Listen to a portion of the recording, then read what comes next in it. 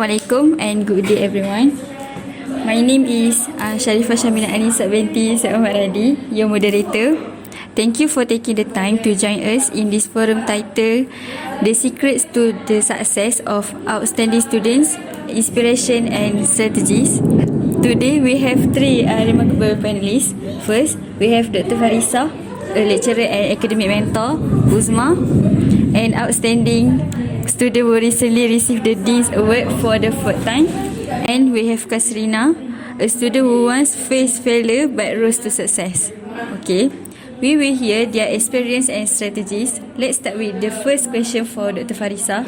Doctor, what are the key qualities a student should have to achieve excellence? Thank you, moderator. In my opinion, outstanding student usually possess three main qualities.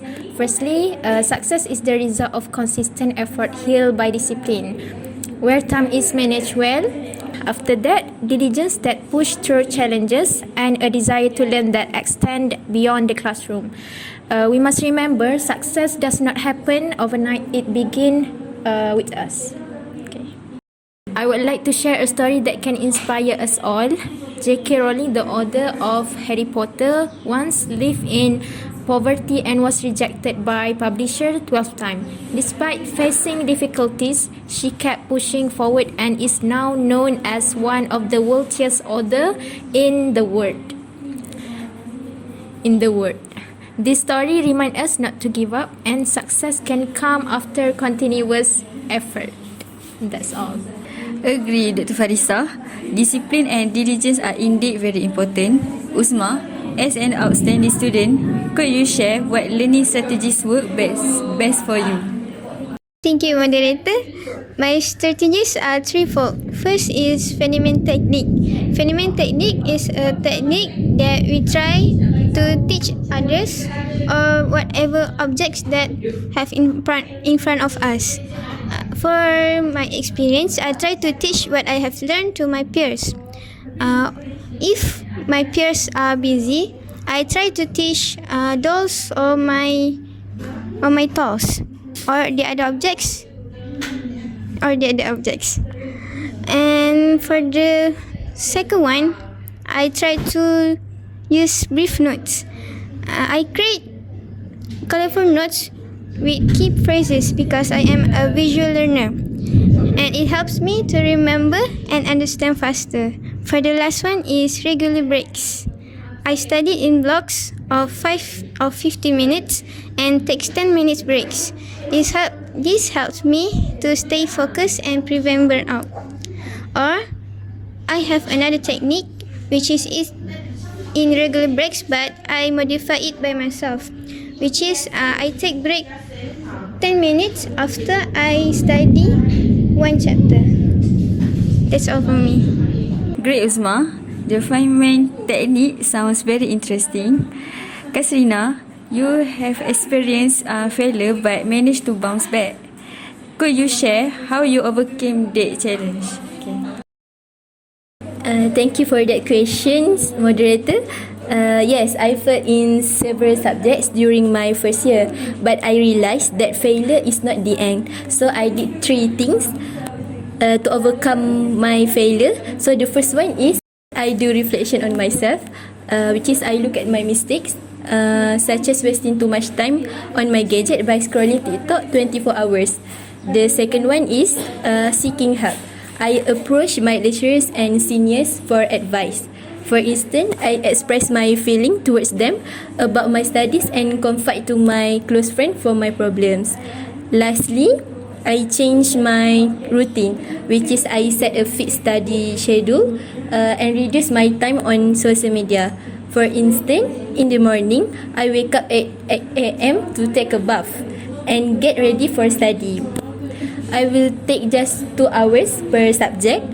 After that, I will take a break for 30 minutes, then keep repeated the routine. Also, don't forget to perform prayer first before starting your study. Alhamdulillah, after I did 3 things, I bounced back and I'm now being a successful person. That's very inspiring, Kasrina. Next, can someone explain the verse? Indeed, Allah will not change the condition of a pupil until they change what is in themselves and how it relates to success in studies. Okay, let me explain that this verse means that if we want to succeed, we need to work hard and make an effort. Allah will not change our situation unless we take the first step. For example, if we are struggling with studies, we cannot just pray for good grades. We also have to study and try our best. It also means taking responsibility.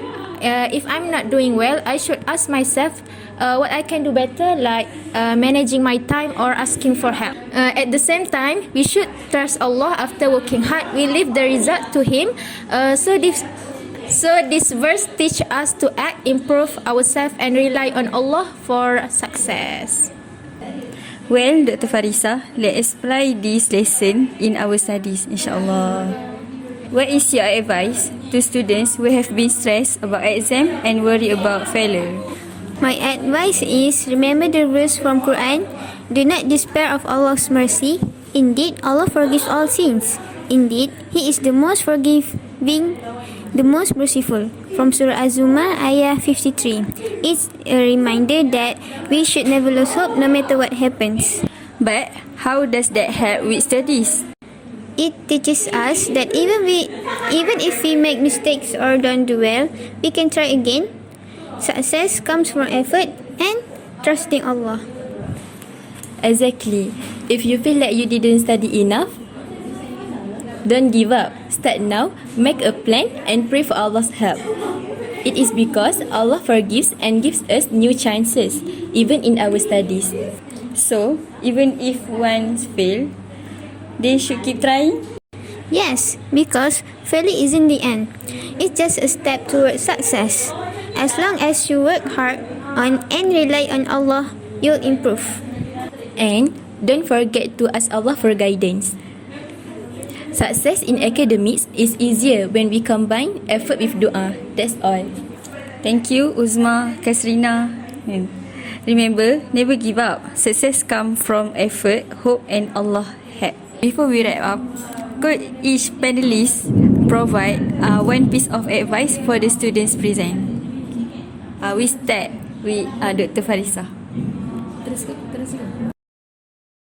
Be a student who is always eager to learn and don't be afraid to ask questions because it helps clear doubt and deepens understanding.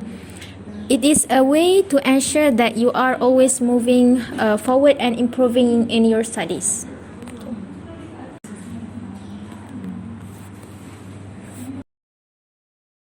For me, don't forget to take care of your mental and physical health. Balance is important.